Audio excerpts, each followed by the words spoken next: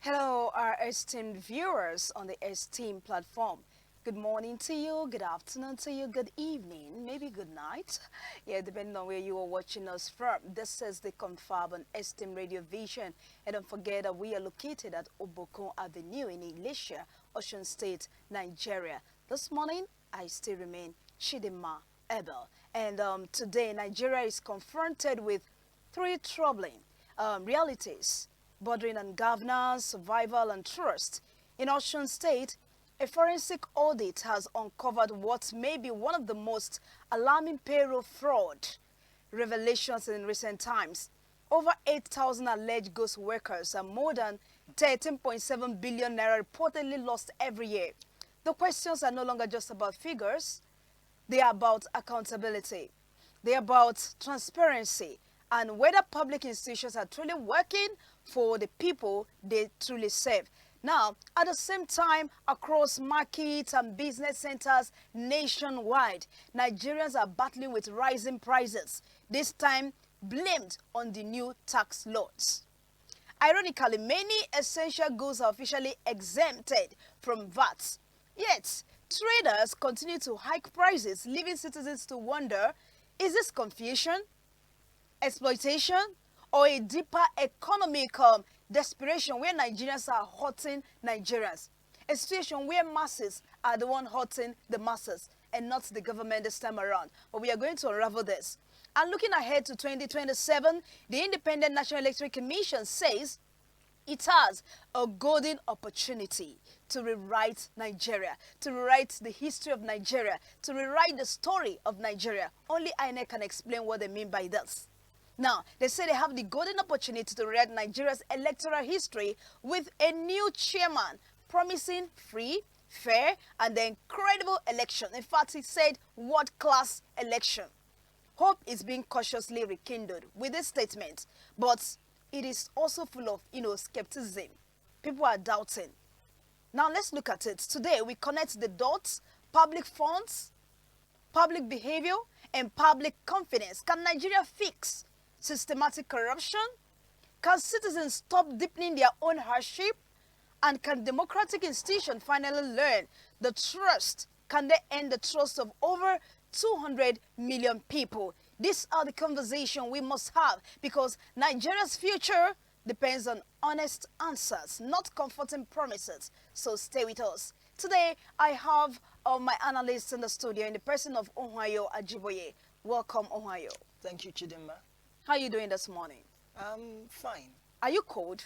Are you feeling cold? Not really, not cold. I'm just, I'm trying to be in a calm, that kind of a cool. The stories we have here, it doesn't require calm, collected, calm voice. No, I have to start out calm so that when it escalates, people will understand where I'm coming from. That's a good one. All right, let's just go over to the very first story we have here. Consultant uncovers 8,452 ghost workers in Osun State. A forensic audit firm by the name Sally Tibot Consulting Limited has accused the Osun State government of inserting a total of 8,452 alleged ghost workers into the state payroll and paying them a sum of 13.7 million naira annually. You can imagine this. Now, the allegation was made by the executive vice chairman and chief executive officer of the firm in the person of Sadat Bakrin Otun, who spoke through the company's legal counsel, GT Ogunye, at a press conference that was held at the Nigerian Union of Journalists Secretariat in Lagos on Friday. Now, this is what we're looking at this morning. Governor Demola Delegate's spokesperson, Olawale Rashid, promised to send the government reaction in a statement when contacted, but are yet to do so as at the time of filing this report. Explaining how the figures were arrived at, Bakri Otun said her firm was formally engaged by the Osun State government following a proposal dated January 11, 2023, and was subsequently awarded the contract through a letter dated April 11 to audit and validate the state payroll. Now, let's look at it from this point. They were contracted, do you understand? And they came up with with this analysis. Should we say these people are lying, or is it politically motivated? Well, who contracted them? They were engaged By the Osun by State the Osun government. State That's government. what the story says. Exactly. So, The Osun State government so, so, contracted so, him. they did their job. They've done their job. They've done their investigation, and now they've published the results that they found out. But the problem is, why are people attributing what they found to the current government, The current to the administration. incumbent government, to the current administration? Because for all intents and purposes, the current administration has not conducted any mass recruitment in recent times. I'm But talking about Governor Ademola Adeleke's okay, administration. administration. There has been no mass recruitment. Now, when you want to insert ghost workers, there are, because despite the anyhowness in this country, people will ask questions. People will definitely ask questions if some things are being done anyhow. So there's no way, there are no opportunities for anyone or anybody trying to play smart with the system to have inserted ghost workers, especially to the tune of 8,452 people. That is a lot of people. That's a huge number to just insert willy-nilly. So why are people not thinking of the previous administration, that this could have been their doing, and nobody is thinking of the fact that all these are still accusations because there has been no visible evidence tendered yet. It's all just been word of mouth. So I'm looking at this in three ways. First, the audit, the forensic audit, they did their job, and now they have submitted what they found. Now, the public opinion is shouting that this must have been, is already attributing this to Governor Adeleke's, what's the name, to Governor Adeleke's administration, without proof, without anything pointing to his administration being responsible for this. For all we know, it could have been the previous administration, that is former Governor Oyetola's administration. It could even go way back. It could even have been way back. So we don't know for sure. We don't have all the facts. So but you said something now that Governor Demola Adeleke has not recruited Exactly. workers. How are you sure that he has not recruited workers? because there are processes to follow, there are procedures to follow. Every government does this. When it's time for recruitment, there's announcements made in state and national backed papers on various media. When these announcements are made, it's for people to apply, but I don't think he has not done that. To the best of all our knowledge, he has not done that yet. So So what it is now at the moment is that an investigation, an audit has been carried out, and this is the result of the audit. And one of the things I like the fact is that Governor Adeleke himself has promised that he is going to react to this. That's another point I want to bring out. He has promised. But from what we are seeing here, all efforts to get through to him has been proven abortive. So what's your reaction to this? They've called him. They've called, what's his name, Kolakbo Alimi. He didn't answer the call. They have also tried to reach out to, his personal assistant, the same thing. So how can you justify this? If it is actually true that he is not linked to this allegation, why did the governor keep quiet? Why hasn't he released a statement, debunking this? Or okay. So before I answer that question, I have to quickly correct a statement I made. It is not that Ademola Adeleke has not conducted a recruitment, but he has not conducted massive recruitment into the civil service. To the tune of 8,000. He has not conducted massive recruitment into the civil service because the ghost workers we're talking about are in the civil service. Now, he created Imole Youth Corps. He created Imole Youth Corps, for the youths, to help the youths. And that he created a structure there where there can be no hanky-panky. The people in the Imole Youth Corps, they have uniforms, they have identity cards, they have markers, that they can be identified and traced. But now we're talking about ghost workers, no identity, no tracking markers, nothing. So I'm not saying it's not possible, but I'm saying that the possibility of it being, the fault of this administration is actually very, very, very, very slim. It is really is a very slim possibility. And that's why I'm saying that the court of public opinion should not jump to judgment yet. Let all findings be revealed. And now you're asking me about the governor's reaction. Well, I believe that he will still react to it. He will react. He has proven time and again to be someone who reacts, even if he reacts slowly sometimes, which I feel is a fault or is a personal flaw in him. It's a character flaw. I would love to have a governor who is always fast at reactions when things happen like this. And not just even when allegations like this come up, to everything. You know, Governor Adeleke has shown himself to be kind of, he reacts slowly to things. It takes his time with things. And with this situation too, I believe it's also the same thing. Okay. But that is not enough proof of guilt, so to say. Okay, if it is not enough, what if, should the governor Demoleke be held politically responsible if the fraud predates to him?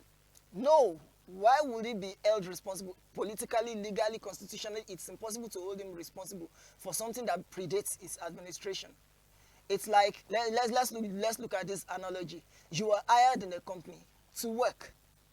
And then it was now discovered that just before your hiring, the person filling the position that you took over, Maybe there was a kind of, collaboration, not, even though he may not be the one directly involved, but a kind of collaboration between him and the incumbent governor as of that time. As of that time, but that is impossible because we all know that the APC and PDP, through which Governor Ademola Adeleke came into power, they do not have a conducive relationship. They don't even have a symbiotic relationship. Those two parties are like water and oil. They do not mix together. So I will say that that is absolutely impossible. So could this be, a politically motivated revelation ahead of future election? We know that 2027 is fast approaching. So, or is it a payroll fraud so entrenched that whistleblowing now carries unavoidable political consequences? Well, I want to say a little bit of both. Okay. A little bit of both, because I want to believe that no private audit company or auditing organization want to smear their reputation in the mud by cooking up numbers or presenting false accusations. Even when money is involved? Even when at some no point, amount of money will be at what? some point, because at the end of the day, the organization mentioned that they were paid 600 million naira to carry it out. So do you think even when money is involved, huge amounts of money, that people will not discard their integrity? This is the thing. Money can be a great motivation to discard integrity. But for such organizations that are into this kind of line of business, the most important thing you need to understand is, one, reputation and public perception. The moment, and this is the thing about the truth, it's like smoke. It can't be covered.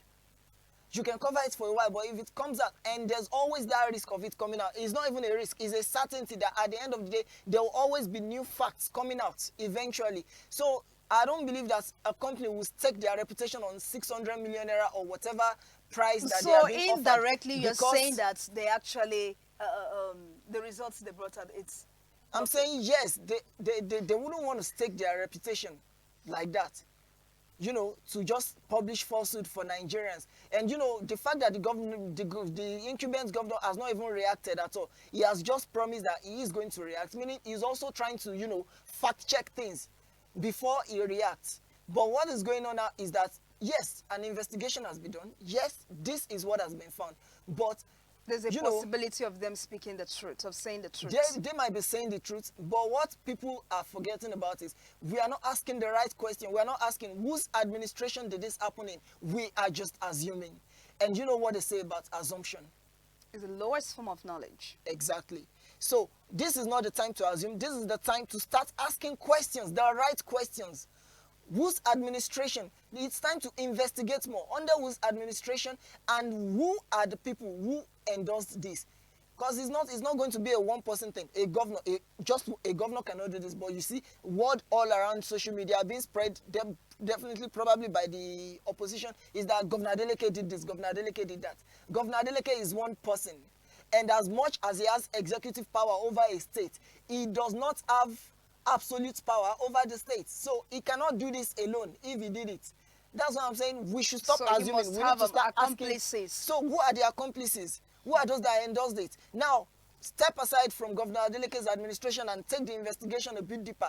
Under whose administration did this happen? Now, come down lower, from the governor to the local government to the civil service itself. Look at the local government secretariat. Then, the investigation has to be more diverse. And Nigerians should stop assuming. The court of public opinion can be a good thing, but most of the time it is a double-edged sword that never gives us the right answers. Okay, the bottom line is, let's stop assuming. At this and point, actually ask the right questions. Okay, at this point, if you're just joining us, this is the Confab on Esteem Radio Vision. This is where we look at national issues. Right now, we'll be going over to the very next headline here that says, businesses, traders hike prices over new tax laws. Businesses and traders hike prices over new tax laws. Some businesses and traders may be taking advantage of the newly introduced tax laws to arbitrarily increase the prices of goods and services in different parts of the country. Saturday Punch findings have shown this. Now, they said recent development indicate that some business owners are already, raising the prices of their goods and services, attributing the hikes to the tax laws. Saturday Punch gathered that the increase have come in the form of value-added tax charges and other general price adjustments. Now, you will agree with me that some items were exempted from the new tax law. That is true. Now, under the new tax laws, a list of items mostly used by Nigerians are exempted from the value-added tax payments, and this include basic food items such as rice, such as beans, vegetables, and other unprocessed, essentials. Other exemptions include medical and pharmaceutical products, educational books like materials, services, electricity generation and transmission services, even non-oil exports, agricultural inputs, diesel, petrol, and solar power equipment. Rent and goods meant for humanitarian projects were also exempted from the VAT under the new law. Okay. In addition, companies with annual turnover below 100 million naira are exempted from the charging VAT entirely. However, despite these exemptions, this is where we are actually going to, despite these exemptions, findings still show that business owners, traders, small medium enterprise owners, different parts of the country are exploiting the new tax laws to make extra gains on products and services. We wouldn't know whether this is coming from a place of ignorance. I don't know. Now, let me just come to you. Are Nigerian traders genuinely now confused about VAT exemptions? Or are they deliberately, exploiting public ignorance to maximize their profits? All right, thank you for that question, Chidima. And one thing I believe the Nigerian government has to understand is these were part of the issues raised when this tax law, when Tinubu announced that whether there was a problem with the tax laws or not, they are going into effect starting from January 1st, 2026. Yes. He said that December 31st. And, this were part of the things I mentioned during the Confab on the New Year. And I mentioned this, that there's going to be a lot of confusion. Because the laws themselves, they are not clear. There's a lot of ambiguity in the law. There's a lot of... people are not even sure. Because the gazetted law, the one that was passed by the National House of Assembly and the one gazetted now, they are two different things, saying two different things, two different contexts, two different languages. So there's a lot of confusion. And now another thing is, Nigeria is a country where the Ozu mentality has permeated. It has become cultural now. All over Nigeria, whether northern Nigeria, southeast, south, southwest, the Ozu mentality. And when I say Ozu, I'm not even talking about hard work. It's more of when I talk about Ozu now, when Nigerians refer to Ozu, it's more about exploitation. It's more about being street smart. What they call street smart in Nigeria now is being able to get one over your fellow man. So these are the kind of situations that happens when we have things like this, when we have a government that refuses to look at the fact, that refuses to look at the reality on ground, that refuses to understand that Nigeria is one of the poorest nations on earth, not in terms of resources, but economically. And when you have such a situation where people are not understanding financial or fiscal responsibility laws like tax laws, you see this kind of situation comes up. Now you have three different categories. We have the category that are actually ignorant, that they are exempted from VAT. Like I had my haircut today, and I paid for the haircut, and there was this discussion about VAT in the barber shop. And someone was asking the barber, are you going to be charging VAT now with your haircut now that the tax laws? And the guy said, no, now. I'm someone who has a small business. I can't even call myself a small business owner. I am exempted from VAT. That shows is because, this person understands. That's because he is well-read, he is well-learned. I mean, if you hear this guy speak his diction, you already understand that this is someone who is well-read and he has Western education, so to say. So he understands that part of the law. Now, there are other parts he does not understand. in the same tax law, because he ended up misquoting a lot of things, and I'm like, this is the confusion we're talking about with this law. So now we have those that are genuinely confused out of their ignorance, because look at our market women that don't have formal education and everything. They don't know. Some of them, they are increasing prices on their goods and services out of panic. And you know, I think a previous confab I mentioned grassroots education on these tax laws. So what we have is the states backed tax enforcers and tax educators. They are all just, when you look at their form of education, they are not actually educating us. They are just trying to tell us the tax laws are good for everybody. It's good for everybody. It's good for everybody. We are taxing the rich, not the poor. They are not breaking this down for people who do not understand their jargons. And when I'm talking about jargons, I'm not saying they are saying nonsense, but people are not understanding their terminologies. You are trying to explain something as complex as tax, that sometimes even the people that draft the tax laws do not even understand what they draft sometimes. You are trying to explain it to people at the grassroots, people who don't speak Queen's English, people who do not understand, you know, they understand the basic sense of finance, which is my money has come in, this is how much I make in profit, this is how much becomes my profit, this is how much goes. They only understand cost price, selling price, profit and loss. That's all they understand. Then you want to explain tax to them. You are not going to their level. You are not coming down to their level. You are not employing people at the grassroots. So in this case, should the government be blamed for more for poor communication?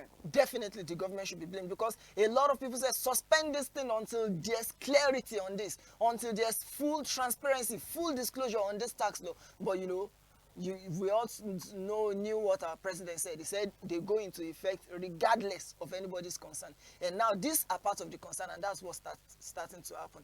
Now we now have the third category, which is pure selfishness.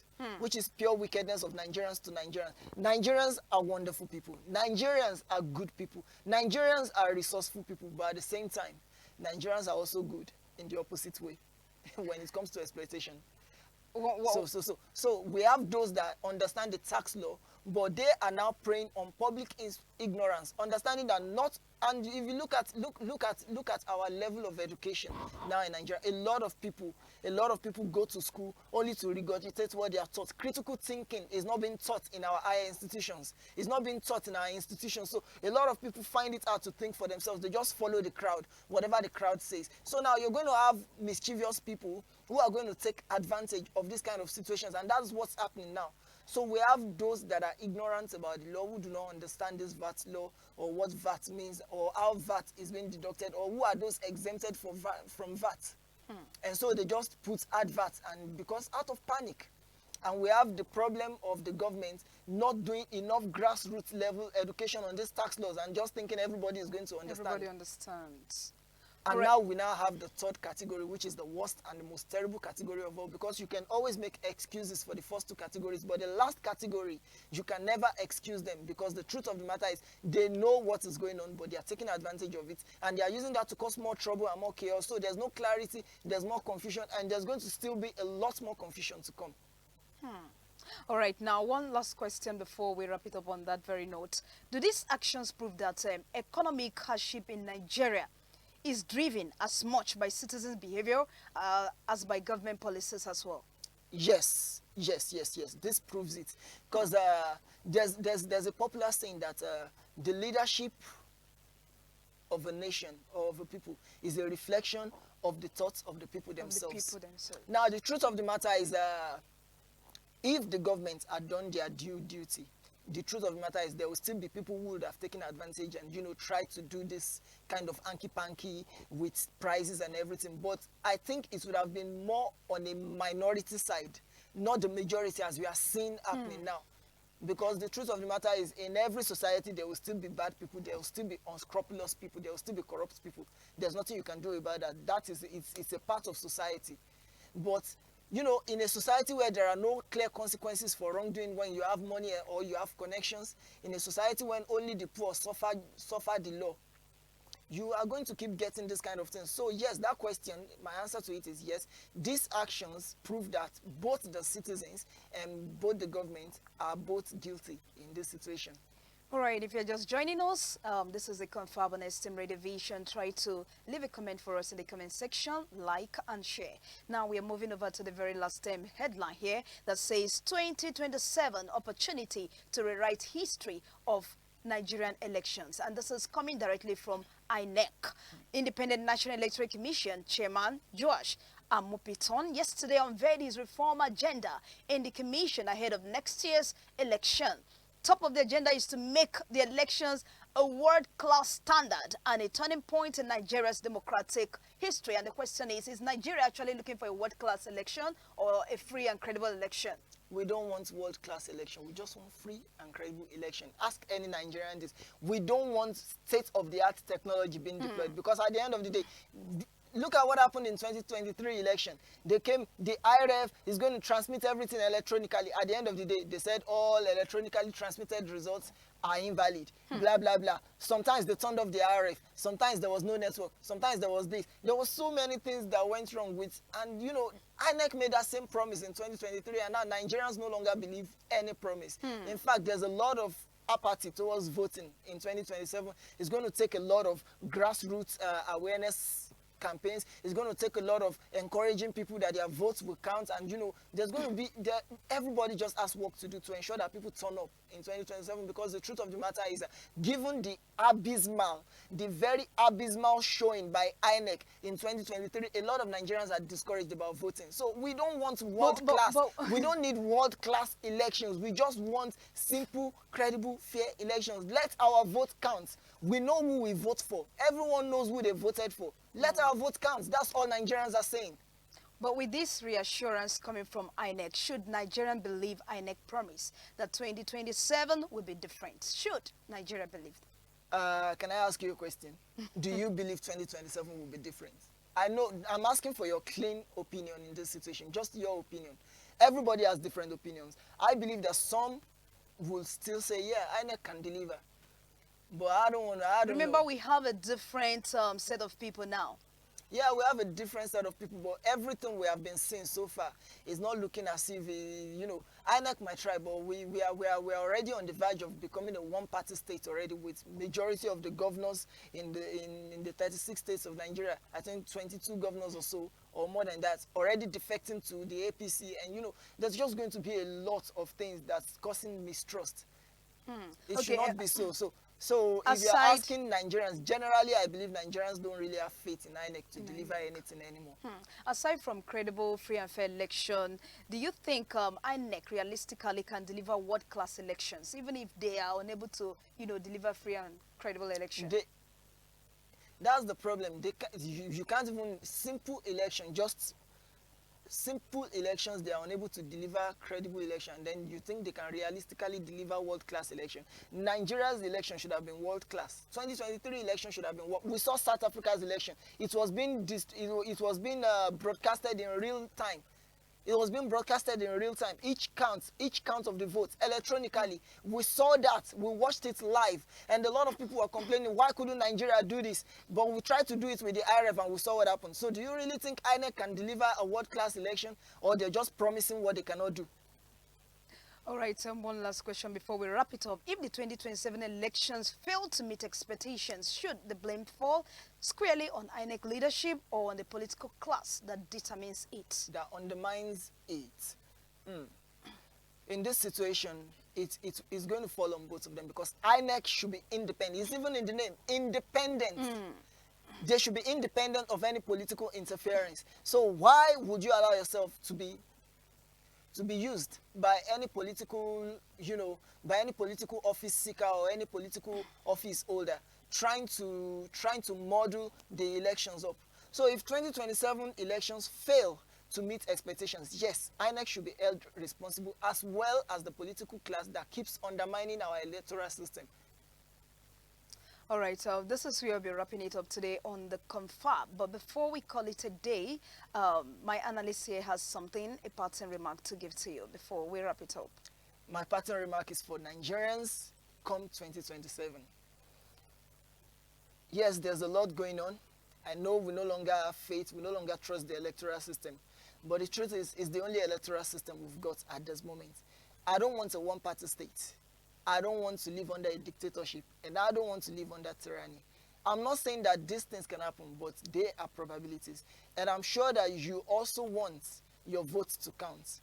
The thing that hurts us is that our votes usually do not count in this country, but we keep trying, we keep educating.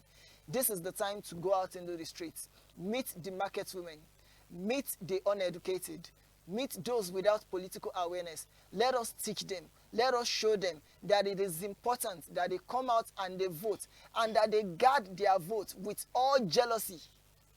It is not just to vote. We must guard our vote. You know, a lot of people vote and then they walk away and say, I've done my part. No, it is our duty to stay and ensure credibility and fairness. Because what manipulations can they do when people are standing on their neck? When people are demanding, it's our civic right. We can demand for the counting of the votes in our presence. No more eating, counting, no more eating, and then they bring out figures. No more cooked figures. We can demand this. We can start right now and start demanding it. It is our civic duty to ensure credible and fair elections, even as citizens. So please, do not be discouraged come 2027. Come out and vote. It is our duty, because we are the ones that will determine who will rule us. Thank you very much. All right, thank you so much, Ohunayo Ajiboye, for that deep insight you have just released. To our viewers this morning on the Confab, this afternoon, thank you so much for joining us. Thank you for choosing Esteem Radio Vision. And also, I want to say a very big thank you to our CEO in the person of Deacon Michael Adeboye Ashaolu, the founder of Eniaponle Foundation and Esteem Radio Vision. Thank you so much, sir. And to our producer in the person of Afolabi Adenikbekun, thank you. Until we come your way again, I still remain Chidima Abel. Bye for now.